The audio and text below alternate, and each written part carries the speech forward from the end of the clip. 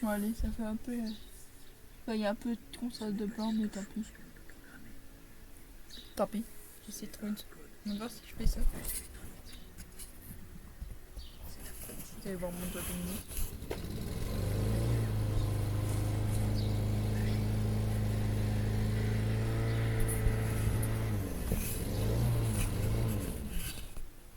John Connor doit survivre, peu importe comment ou pourquoi, ou on ne sait pas pourquoi il faut absolument qu'il survive.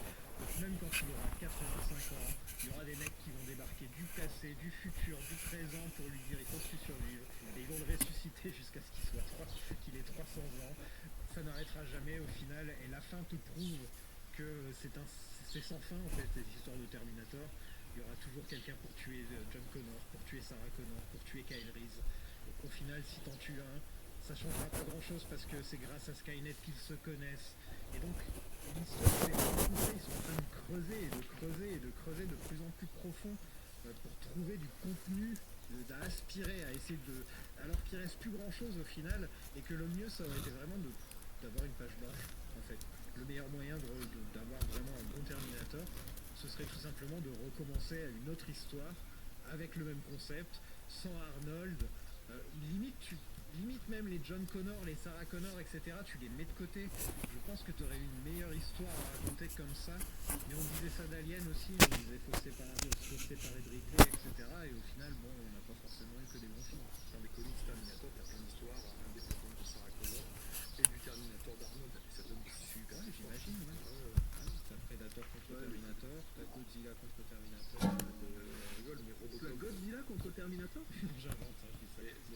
Attends, tu titilles ma curiosité, hein, là, parce que j'étais prêt à chercher sur internet, là, direct. On rigole, mais le comics Robocop versus Terminator de Frank Miller, c'est un des meilleurs crossovers qui soit. Après, t'es pas obligé de faire un crossover non plus. Non, mais Mais on voulait tous absolument voir le futur, voir John Connor devenir chef de la rébellion. Et au final, quand on l'a, on se dit est-ce que c'était si original que ça? Est-ce que vraiment ça a tout changé? Ma manière de voir la saga Terminator, de voir le travail de James Cameron, de voir John Connor, de voir Sarah, est-ce que ça a vraiment tout changé? Et au final, non. Il n'y a pas assez de contenu à miner en fait, je trouve, pour.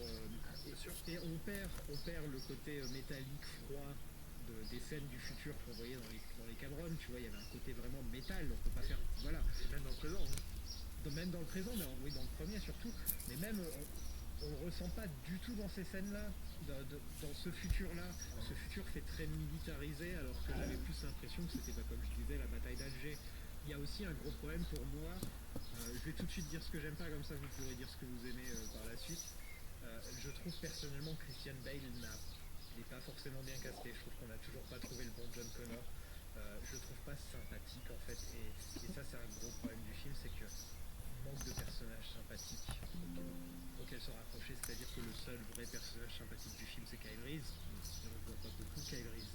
En fait, quand tu réfléchis, il faut qu'on ait des personnages. On a Sarah, on a John, on a même le Terminator dans les deux premiers films. Tu peux t'accrocher à eux. Même dans Terminator 3, si tu veux, tu peux trouver quelque chose. Il y a toujours, il y a des personnages auxquels tu peux te rattacher. Là, le gros problème, c'est que tu vis donc, t'as cette rébellion, t'as tout ce combat contre les machines, mais tu t'en fous un peu de ce qui va arriver au plus long. C'est-à-dire que si John était mort à la fin, rien lui à faire. Mais vraiment, ça m'aurait rien fait. Tu vois, parce que au final, je reconnais pas non plus le John Connor que j'ai vu dans le 2. On dit ouais, qu'il fasse des blagues, qu'il sourisse, etc. Non, c'est pas ça que je demande. C'est que il ait un peu plus d'humanité, en fait. Parce qu'il est censé représenter l'humanité. C'est le sauveur de l'humanité. Il la représente. Et contrairement à Neo et un programme attaqué par les machines, plus ça très bien avec le jeu de Keanu Reeves, il joue comme un robot. Et là, on n'a pas ça. On ne peut pas s'attacher à son côté humain. Kate n'existe pas. C'est un personnage, c'est dommage. On aurait pu faire des choses avec. C'est censé être la number two de la résistance. On fait rien avec. Bon, l'actrice était enceinte, donc j'imagine que c'est sûrement pour ça. Marcus, je le trouve raté. Où est passé le fun en fait? Il y a des explosions à tout va. C'est le Vietnam. Il y a des énormes mechas Terminator. Et je me suis pas amusé, j'ai rien ressenti niveau fun en fait. Et c'est triste parce que c'est un truc qu'on attendait tous depuis tellement longtemps de voir le futur de Terminator. Et pas une seule fois j'ai eu faire un high five au personnage principal, tu vois, où j'ai envie d'être à sa place. Il n'y a pas une seule fois où je me suis dit, putain, j'aimerais bien être John Connor dans ce film. Donc voilà, c'était mon petit monologue final pour dire ce que je pense du film. Si vous voulez le défendre, c'est le moment. Guillaume, vas-y, allez. Alors justement, je suis très content qu'il n'y ait pas de high five dans cet univers-là, parce que si... Non, que moi j'ai envie de lui faire un high five. Pas qu'il y en ait dans l'univers, mais que... Oui, mais je suis comme j'ai grandi, parce que j'adore toujours Terminator 2 comme un film de mon enfance, comme je parlais au tout début de l'émission, mais quand tu le revois, tu t'aperçois qu'il y a un peu plus d'humour, et quand tu vois la version Director's Cut de James Cameron, il y a encore plus de blagues, et je suis en train de me dire que finalement, Terminator 3, qui était aussi rempli de blagues, ressemblait énormément aux deux, et j'avais plus ces souvenirs-là, quand je l'ai revu récemment, je me suis dit, c'est vrai qu'il est fun, comme tu disais. Le high five, tout ça. Et bien, c'est pour ça qu'aujourd'hui, le Terminator 1, dans son aspect sérieux et pas du tout drôle, eh bien, je le préfère. Et j'ai plus envie de voir des films de science-fiction où il va avoir encore des moments comiques, des ruptures de ton. J'ai plus besoin de ça. Ah, mais tu as dit que tu l'as pas trouvé fun et que tu aurais aimé un high five.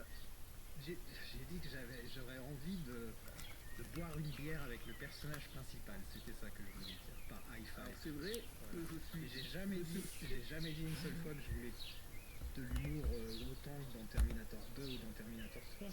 Je parlais plus du fait que je voudrais que les personnages, on ait envie de les suivre, on a envie de les voir vivre, on a envie de les... Eh bien, je suis d'accord avec toi, j'aurais aimé, moi, personnellement, que Christian Bale disparaisse à la fin du film.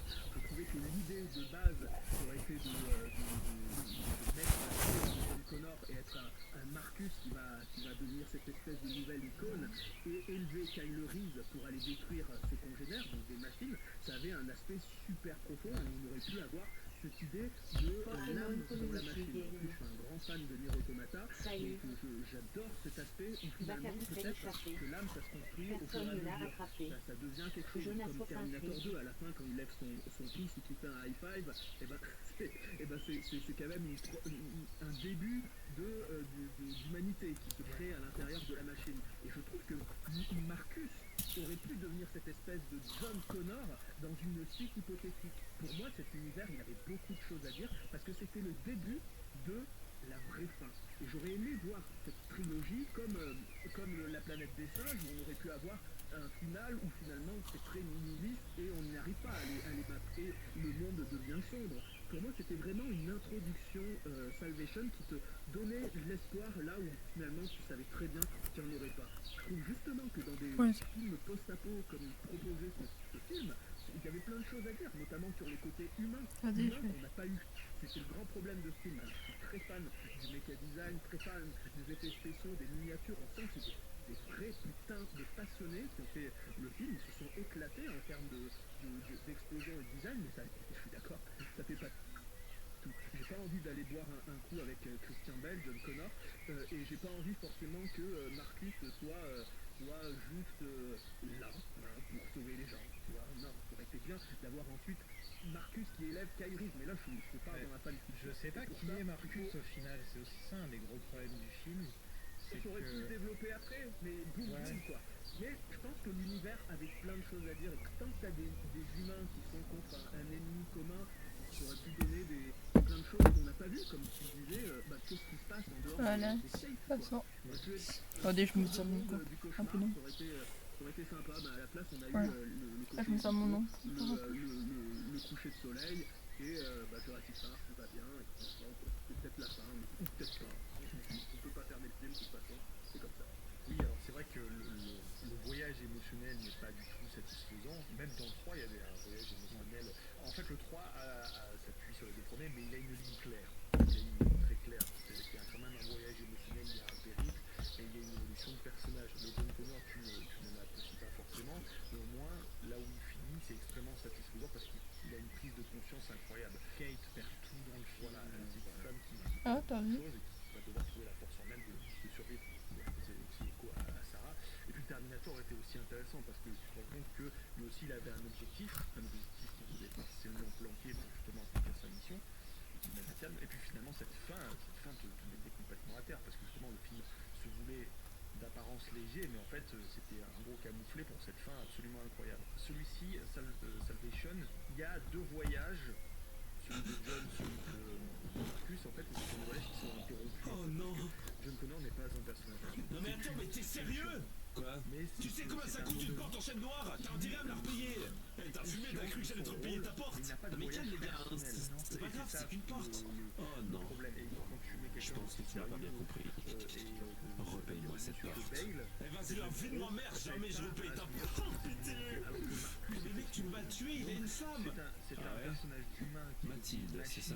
C'est ça. Non. Mais mec, tu peux pas faire ça, le pauvre, il a sa mère qu'il aime. Ah ouais. de scénario. Enchanté Virginie. Bonjour, jeune homme. Non.